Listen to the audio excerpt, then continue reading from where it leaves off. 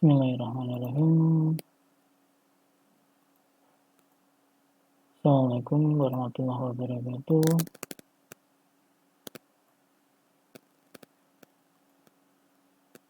Selamat siang teman-teman mahasiswi semester 1 program pendidikan matematika STKIP Modernyawi. Hari ini Selasa tanggal 29 September 2020.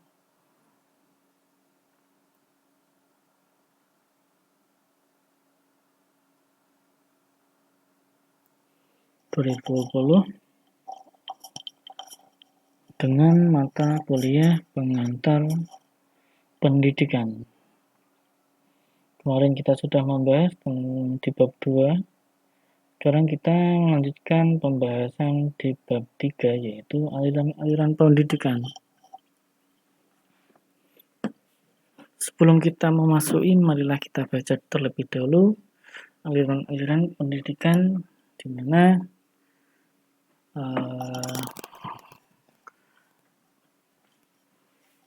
pemahaman terhadap pemikiran-pemikiran penting dalam pendidikan akan membekali tenaga didik dengan wawasan kesejarahan, yakni kemampuan memahami kaitan antara pengalaman-pengalaman masa lampau, tuntutan dan kebutuhan masa kini, serta perkiraan atau antisipasi masa datang. Pemikiran-pemikiran yang membawa pembaruan pendidikan itu disebut aliran-aliran pendidikan.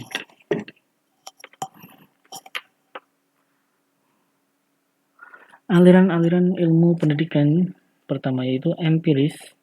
Tokoh utama adalah John Locke, 1632 sampai 1704. Nama asli aliran ini adalah The School of British Empirics atau aliran empiris Inggris.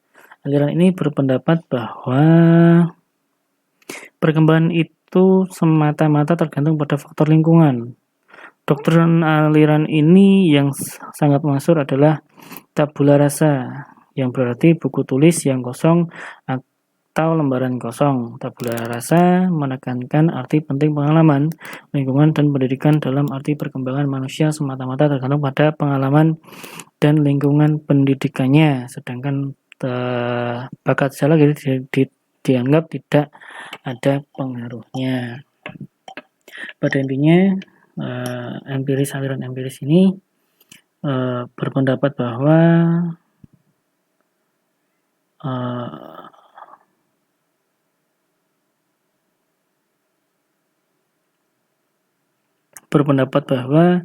manusia itu adalah sebuah kertas yang kosong, di mana seperti yang Bapak kemarin bilang, sebuah kertas yang kosong jika ditulis isinya berisi tentang syair-syair lagu, bahwa itu akan menjadi sebuah buku lagu. Jika suatu kertas kosong itu dituliskan puisi, dia akan menjadi sebuah buku puisi.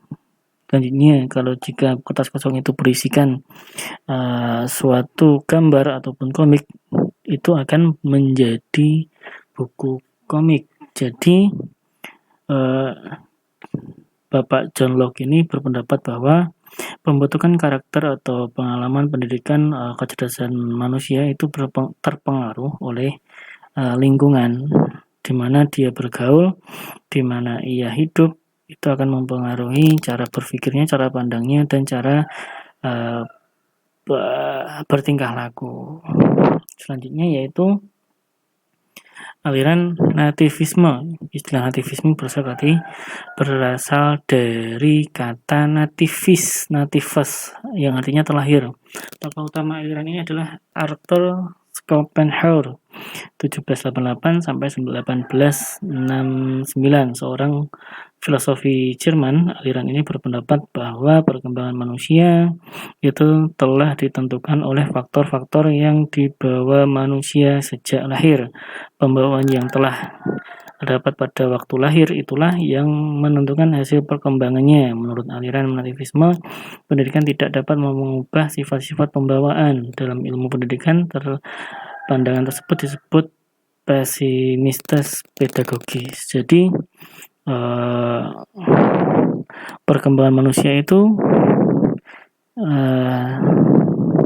dianggap itu adalah pembawaan dari sejak lahir, sifat-sifat dari sejak lahir. Namun dewasa ini kita telah melihat sifat-sifat bawaan ataupun tingkah laku ataupun pola pikir itu bisa dibentuk melalui kebiasaan atau upaya-upaya untuk mengubah hal tersebut menjadi yang awalnya tidak bisa menjadi bisa. Namun kebalikan dari Bapak Arthur ini, bahwa pendidikan itu tidak akan terpengaruh terhadap sifat-sifat bawaan sejak lahir. Seperti halnya, maaf saya ngomong bodoh, kalau dari awal bodoh tetap bodoh, kalau dari awal udah pinter, dia udah pinter. Tapi dewasa ini kita melihat pembiasaan dalam pembelajaran di lingkungan atau di rumah ataupun di lingkungan orang tua itu bisa mengubah karakter-karakter yang awalnya malas menjadi rajin ataupun menjadi orang yang berprestasi. Selanjutnya yaitu naturalisme. Naturalisme artinya alam atau yang dibawa sejak lahir. Aliran ini dibawa oleh filosof Prancis yaitu J.J. Rousseau 1712 sampai 1778. Naturalisme berpendapat bahwa semua anak yang baru lahir mempunyai pembawaan baik dan tidak satupun dengan pembawaan buruk. Bagaimana hasil perkembangannya kemudian sangat ditentukan oleh pendidikan yang diterimanya yang akan mempengaruhinya. J.J. Rousseau mengatakan semua anak adalah baik pada waktu baru datang dari Sang Pencipta, tapi semua rusak di tangan manusia. Oleh karena itu Rousseau mengajukan pendidikan alam, artinya anak hendaklah dibiarkan tumbuh dan berkembang sendiri menurut alamnya. Manusia atau masyarakat jangan banyak mencampurinya. Pendidikan yang diberikan orang dewasa malah dapat merusak pembawaan anak yang baik. Aliran ini juga disebut dengan negativisme.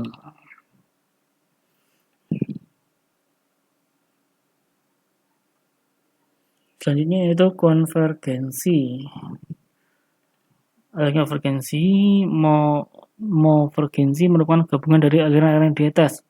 Aliran ini mengatakan bahwa pertumbuhan dan perkembangan manusia adalah tergantung pada dua faktor, yaitu bakat dan lingkungan. Konvergensi adalah penyatuan hasil kerjasama mencapai suatu hasil. Konvergen itu berarti menuju atau berkumpul pada suatu titik pertemuan.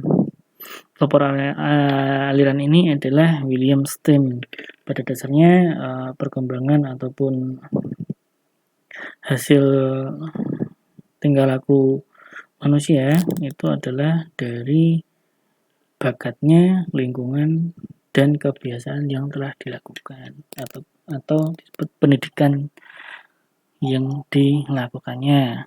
Selanjutnya yaitu aliran-aliran pendidikan modern, yaitu menurut Mudi Harjo 2001 halaman 142, macam-macam aliran pendidikan adalah sebagai berikut. Yang pertama yaitu progresisme, esensialisme, rekonstruksionalisme, konstruktivisme, perennialisme, idealisme. Udah sampai di situ. Oke, kita akan bahas satu-satu.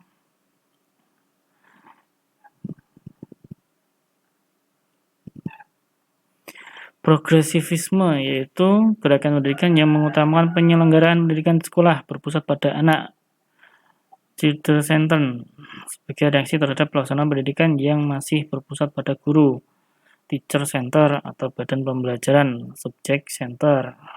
Tujuan pendidikan dalam aliran ini adalah melatih anak agar kelak dapat bekerja secara sistematik, mencintai kerja, dan bekerja dengan otak dan hati. Untuk mencapai tujuan tersebut, pendidikan harus merupakan pengembangan sepenuhnya bakat dan minat setiap anak. Kurikulum pendidikan progresisme adalah kurikulum yang berisi pengalaman-pengalaman atau kegiatan-kegiatan belajar yang diminati oleh setiap peserta didik, experience kurikulum.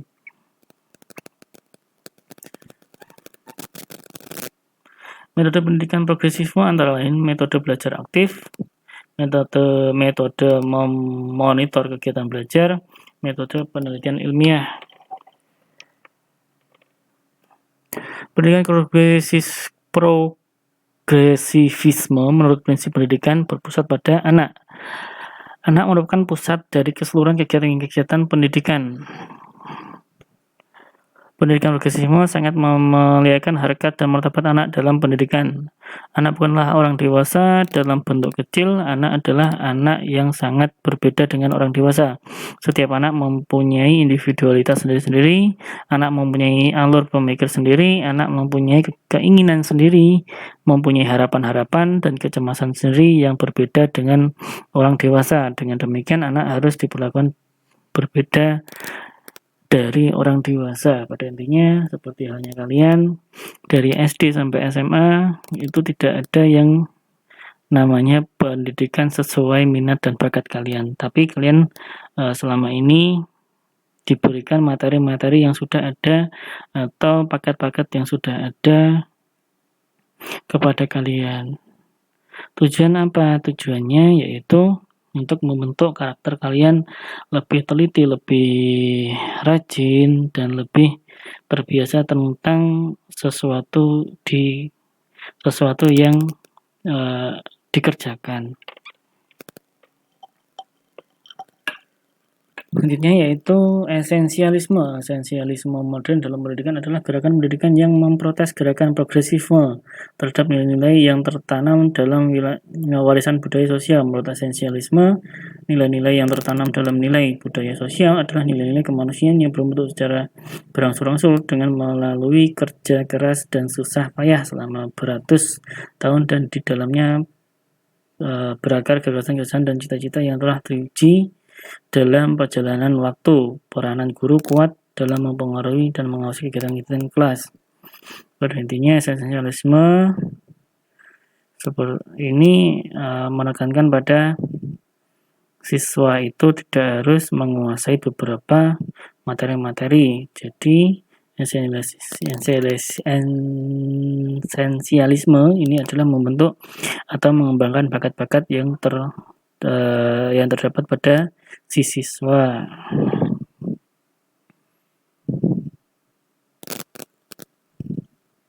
Metode pendidikan di esensialisme adalah pendidikan berpusat pada guru. Peserta didik dipaksa untuk belajar, latihan mental. Nanti bisa dibaca sendiri. Yang ketiga yaitu rekonstruksionalisme. Rekonstruksialisme adalah memandang pendidikan sebagai rekonstruksi pengalaman-pengalaman yang berlangsung terus dalam hidupnya. Sekolah yang menjadi tempat utama berlangsung pendidikan haruslah merupakan gambaran kecil dari kehidupan sosial di masyarakat. Sekolah-sekolah konstruksional berfungsi sebagai lembaga untuk melakukan perubahan sosial, ekonomi, dan politik dalam masyarakat. Tujuan pendidikan rekonstruksionis adalah membangkitkan kesadaran para peserta didik tentang masalah sosial, ekonomi, politik yang dihadapi umat manusia dalam skala global dan mengajarkan kepada mereka keterampilan-keterampilan yang diperlukan untuk mengatasi masalah-masalah tersebut.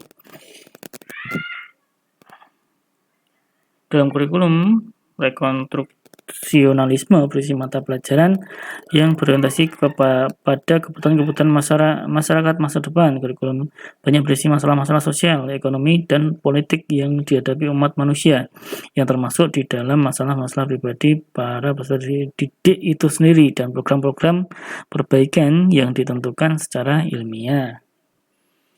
Selanjutnya yaitu konstruktivisme. Gagasan pokok aliran ini diawali oleh Giambattista Vico, seorang epistemologi Italia. Ia dipandang sebagai cikal bakal lahirnya konstruktivisme. Vico mengatakan bahwa Tuhan adalah pencipta alam semesta dan manusia adalah tuan dari ciptaan. Mengerti berarti mengetahui sesuatu jika ia mengetahui. Hanya Tuhan yang dapat mengetahui segala sesuatu karena Dia pencipta segala sesuatu. Manusia hanya dapat menunjuk pada struktur konsep yang dibentuk pengetahuan tidak lepas dari subjek yang mengetahui. Aliran ini berkembang oleh Jean Piaget melalui teori perkembangan kognitif. Piaget mengemukakan bahwa pengetahuan merupakan interaksi kontinu antara individu satu dengan lingkungannya. Artinya pengetahuan merupakan suatu proses, bukan suatu barang. Menurut Piaget, mengerti adalah suatu adaptasi intelektual antara pengalaman dan ide-ide baru dengan pengetahuan yang telah dimilikinya, sehingga dapat dibentuk pengertian baru. Piaget juga berpendapat bahwa perkembangan kognitif dipengaruhi oleh 3 proses dasar, yaitu asimilasi, akomodasi, dan ekuilibrasi. Asimilasi adalah perpaduan data baru dengan struktur kognitif yang telah dimiliki.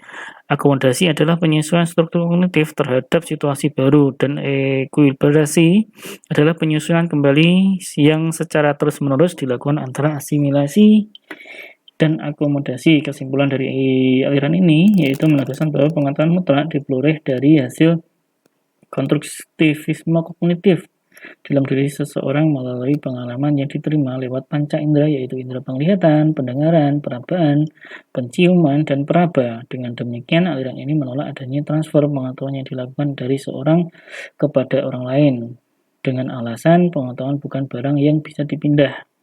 Sehingga jika pembelajaran ditunjukkan untuk transfer ilmu, perbuatan itu sia-sia. Sebaliknya, kondisi ini akan berbeda dengan pembelajaran ini ditunjukkan untuk menggali pengalaman. Jadi, konstruktivisme ini kalian sudah mengalaminya, di mana konstruktivisme ini sudah dipakai dalam metode-metode pembelajaran K13, di mana yang menjadi objek pendidikan itu adalah si siswanya itu sendiri. Guru itu tugasnya hanya mendampingi, tidak mengajarkan, seperti halnya saya mengajarkan perkalian terhadap peserta didik kelas 2 SD semisal. Itu tidak seperti itu lagi. Jadi kelas 1 SD atau kelas 2 SD itu nanti biasanya diberi masalah-masalah. Jadi soalnya itu pemecahan masalah. Jika ada masalah seperti ini, ada masalah seperti itu bagaimana untuk menyelesaikannya? Semisalnya si A, ini ada 2 anak, si A dan si B. Satu anak aja si A. Si A berjalan di teras. Nah, di teras itu ada tiang-tiang penyangga terasnya. Di setiap tiap penyangga terasnya satu dengan lain itu terdapat bukan salah, soalnya kayak gini. Salah, itu koreksi. Si A berjalan di sebuah teras sekolahan. Nah, di teras sekolahan itu ada 8 pot bunga yang dijajar secara rapi, di mana setiap potnya itu berjarak 3 meter. Berapa meterkah si A berjalan dari ujung teras? Dari ujung awal sampai ujung teras. Atau bisa ditanyakan berapa panjang terasnya. Dari situ kan bisa dihitung. Dari situ si siswa itu bisa belajar tentang pengukuran, di mana 1 meter itu bisa dikali dengan banyaknya pot, itu menjadi sama halnya dengan melihat panjangnya ataupun bisa menghitung dengan cara menjumlahkan panjang-panjang dari jarak-jarak potnya. Itu salah satu materinya. Yang kedua yaitu dengan masalah waktu. ada kan sing kelas 1 atau kelas 2 itu kan belum tahu yang namanya membaca waktu, di mana bisa kita simpulkan si A mengikuti mata kuliah ini jam 10, nah selesainya jam 12. Berapa menit si siswa ini mengikuti perkuliahan, dari situ kan dia belajar bahwasanya dalam satu hari, satu malam itu ada 20 jam. Dan 1 jamnya itu ada 60 menit. Dia akan belajar, di mana dalam jam 10 sampai jam 12 itu ada 2 jam. Jadi si siswa ini mengikuti mata kuliah selama 120 menit. Itu dari hasil 1 jam ditambah 1 jam. Dalam 1 jam itu ada 60 menit. Ya, dari situlah dari ilmu rekonstruktivisme ini mengajarkan bahwa siswa itu tidak langsung diajarkan dengan materi, tetapi dari awal pembelajaran si siswa ini diberi sesuatu masalah. Dari masalah tersebut si siswa ini akan menerapkan permasalahan-permasalahan itu dalam suatu soal matematika. Oke. Nah, konstruktivisme ini sudah dipakai dalam K13. Kalau saya salah, mohon dikoreksi ya. Pada intinya, konstruktivisme ini sudah dipakai dalam K13, di mana si siswa ini tidak menjadi lagi sebagai objek pembelajaran, seperti halnya saya mengajarkan matematika. Oh, waktu ini. Oh, panjang tuh kayak gini. Enggak. Tapi awal-awalnya si siswa ini diajak untuk menyelesaikan suatu masalah, di mana dari masalah itu si siswa akan memperoleh suatu pengalaman. Oh, dari sini dia akan belajar dari menghitung panjang teras, dia bisa belajar tentang menghitung jarak. Seperti itu. Oke. Mungkin saya cukupkan untuk pertemuan ini sampai konstruktivisme. Nanti akan dilanjutkan sampai minggu depan. Sampai apa ini? Sampai gerakan-gerakan baru dalam pendidikan. Oke. Untuk bab 3-nya itu nanti minggu depan, faktor-faktor pendidikan. Itu. Mungkin itu yang bisa saya sampaikan. Kurang lebihnya mohon maaf kalau saya ada salah ngomong, salah kata, salah guyon. Saya mohon maaf kalau saya kurang jelas ngomong. Bisa dikritik lewat kolom komentar di YouTube. Jangan lupa like, subscribe, dan share kepada teman-teman kalian tentang materi saya. Mungkin ada koreksi-koreksi kurang apa, tolong sampaikan ke saya, nggih. Terima kasih atas perhatiannya.